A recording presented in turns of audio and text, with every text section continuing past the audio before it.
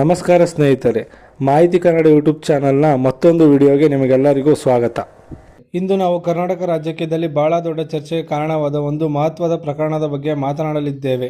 ಧಾರವಾಡ ಜಿಲ್ಲೆಯ ಕಾಂಗ್ರೆಸ್ ಶಾಸಕ ವಿನಯ್ ಕುಲಕರ್ಣಿ ಅವರಿಗೆ ಬಿಜೆಪಿ ನಾಯಕ ಯೋಗೇಶ್ ಗೌಡರ ಹತ್ಯೆ ಪ್ರಕರಣದಲ್ಲಿ ಜೀವಾವಧಿ ಶಿಕ್ಷೆ ವಿಧಿಸಲಾಗಿದೆ.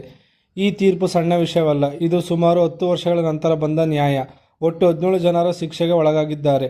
ಹಾಗಾದರೆ ಈ ಪ್ರಕರಣದ ಸಂಪೂರ್ಣ ಮಾಹಿತಿ, ಕತೆ ಏನು, ತನಿಖೆ ಹೇಗೆ ನಡೆಯಿತು, ನ್ಯಾಯಾಲಯದಲ್ಲಿ ಏನು ಹೇಳಿತು ಮತ್ತು ಇದರ ರಾಜಕೀಯದ ಪರಿಣಾಮ ಏನು, ಇವೆಲ್ಲವನ್ನು ಸ್ಟೆಪ್ ಬೈ ಸ್ಟೆಪ್ ತಿಳಿಯೋಣ. ಈ ಘಟನೆ 2016ರ ಜೂನ್ 15ರಂದು ಧಾರವಾಡದಲ್ಲಿ ನಡೆದಿದೆ. ಬಿಜೆಪಿ ಯುವ ಮುಖಂಡ ಯೋಗೇಶ್ ಗೌಡರು ತಮ್ಮ ದಿನನಿತ್ಯದ ವ್ಯಾಯಾಮಕ್ಕಾಗಿ ಒಂದು ಜಿಮ್ಗೆ ಹೋಗಿದ್ದರು. ಆ ಸಮಯದಲ್ಲಿ ಒಂದು ಗುಂಪು ವ್ಯಕ್ತಿಗಳು ಜಿಮ್ ಒಳಗೆ ನುಗ್ಗಿ ಅವರ ಮೇಲೆ ದಾಳಿ ನಡೆಸಿದರು. ಕತ್ತಿಗಳು ಮತ್ತು ಮಾರಕ ಆಯುಧಗಳಿಂದ ಹಲ್ಲೆ ಮಾಡಲಾಯಿತು. ಇದೊಂದು ಪೂರ್ವ ಯೋಜಿತ ದಾಳಿ ಎಂದು ನಂತರ ತಿಳಿದು ಬಂದಿತು. ಈ ದಾಳಿಯಲ್ಲಿ ಯೋಗೇಶ್ ಗೌಡರು ಗಂಭೀರವಾಗಿ ಗಾಯಗೊಂಡು ಸಾವನ್ನಪ್ಪಿದರು. ಈ ಘಟನೆ ತಕ್ಷಣ ರಾಜ್ಯಾದ್ಯಂತ ದೊಡ್ಡ ಸಂಚಲನ ಮೂಡಿಸಿತ್ತು. ಪ್ರಾರಂಭದಲ್ಲಿ ಈ ಪ್ರಕರಣವನ್ನು ಸ್ಥಳೀಯ ಪೊಲೀಸರು ತನಿಖೆ ನಡೆಸಿದರು. ಆದರೆ ತನಿಖೆ ಸರಿಯಾಗಿ ನಡೆಯುತ್ತಿಲ್ಲ ಎಂಬ ಆರೋಪಗಳು ಬಂದವು. ಕುಟುಂಬದವರು ಮತ್ತು ಬಿಜೆಪಿ ನಾಯಕರು ನಿಜವಾದ ಆರೋಪಿಯನ್ನು ರಕ್ಷಿಸಲಾಗುತ್ತಿದೆ ಎಂದು ಆರೋಪಿಸಿದರು. ಇದರಿಂದಾಗಿ 2019ರಲ್ಲಿ ಈ ಪ್ರಕರಣವನ್ನು ಸಿಬಿಐಗೆ ಹಸ್ತಾಂತರ ಮಾಡಲಾಯಿತು. ಸಿಬಿಐ ತನಿಖೆಯಲ್ಲಿ ಹಲವು ಪ್ರಮುಖ ಅಂಶಗಳು ಹೊರಬಂದವು. ಕಾಲ್ ರೆಕಾರ್ಡ್, ಆರೋಪಿಗಳ ನಡುವಿನ ಸಂಪರ್ಕ, ಸಿಸಿಟಿವಿ ಫುಟೇಜ್, ಸಾಕ್ಷಿದಾರರ ಹೇಳಿಕೆಗಳು.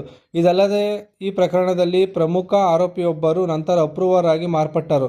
ಅಂದರೆ ಅವರು ಕೋರ್ಟ್ ಮುಂದೆ ಸಂಪೂರ್ಣ ಸಂಚು ಹೇಗೆ ರೂಪುಗೊಂಡಿತು ಎಂದು ವಿವರಿಸಿದರು. 2026ರ ಏಪ್ರಿಲ್ನಲ್ಲಿ ನ್ಯಾಯಾಲಯವು ಈ ಪ್ರಕರಣದಲ್ಲಿ ಅಂತಿಮ ತೀರ್ಪು ನೀಡಿತು. ಮೊದಲು ಆರೋಪಿಗಳನ್ನು ತಪ್ಪು ಮಾಡಿದ್ದಾರೆ ಎಂದು ಘೋಷಿಸಲಾಯಿತು. ಆ ನಂತರ ಶಿಕ್ಷೆಯನ್ನು ಪ್ರಕಟಿಸಲಾಯಿತು. ವಿನಯ್ ಕುಲಕರ್ಣಿ ಸೇರಿದಂತೆ ಒಟ್ಟು 17 ಜನರಿಗೆ ಜೀವಾವಧಿ ಶಿಕ್ಷೆ. ಹಾಗೆಯೇ ಸೆಕ್ಷನ್ 302 ಹತ್ಯೆ, ಸೆಕ್ಷನ್ 120B ಸಂಚು. ನ್ಯಾಯಾಲಯ ಹೇಳಿದ ಇವು ಪ್ರಮುಖ ಅಂಶಗಳು. ಇದು ಆಕಸ್ಮಿಕ ಘಟನೆಯಲ್ಲ, ಇದು ಪೂರ್ವಯೋಜಿತ ಮತ್ತು ಸಂಘಟಿತ ಕೊಲೆ. ಆರೋಪಿಗಳು ಸ್ಪಷ್ಟವಾಗಿ ಸಂಚು ರೂಪಿಸಿದ್ದರು. ಇದಲ್ಲದೆ ನ್ಯಾಯಾಲಯವು ಯೋಗೇಶ್ ಗೌಡರ ಕುಟುಂಬಕ್ಕೆ ಸುಮಾರು 16 ಲಕ್ಷ ಪರಿಹಾರ ನೀಡಲು ಆದೇಶ ನೀಡಿತು. ಈ ತೀರ್ಪು ಕಾನೂನು ವ್ಯವಸ್ಥೆಯ ದೃಷ್ಟಿಯಿಂದ ಬಹಳ ಮಹತ್ವವಾಗಿದೆ. ಈ ತೀರ್ಪಿನ ನಂತರ ರಾಜಕೀಯ ಕ್ಷೇತ್ರದಲ್ಲಿ ದೊಡ್ಡ ಪರಿಣಾಮ ಕಂಡುಬಂದಿದೆ. ಭಾರತೀಯ ಚುನಾವಣಾ ಕಾನೂನು ಪ್ರಕಾರ 2 ವರ್ಷಕ್ಕಿಂತ ಹೆಚ್ಚು ಶಿಕ್ಷೆ, ಜನಪ್ರತಿನಿಧಿ ಸ್ಥಾನ ರದ್ದು.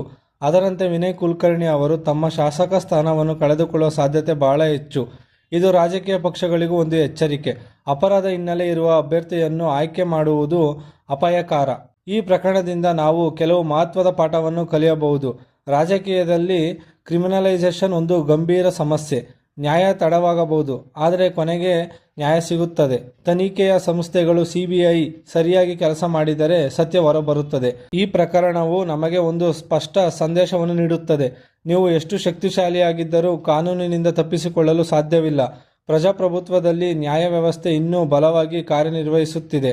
ನಿಮಗೆ ಈ ವಿಡಿಯೋ ಇಷ್ಟವಾದರೆ ಲೈಕ್ ಮಾಡಿ, ಶೇರ್ ಮಾಡಿ. ಇನ್ನೂ ಇಂತಹ ಮಾಹಿತಿಗಾಗಿ ಚಾನಲ್ ಅನ್ನು ಸಬ್ಸ್ಕ್ರೈಬ್ ಮಾಡಿ. ಜೈ ಹಿಂದ್, ಜೈ ಕರ್ನಾಟಕ ಮಾತೆ.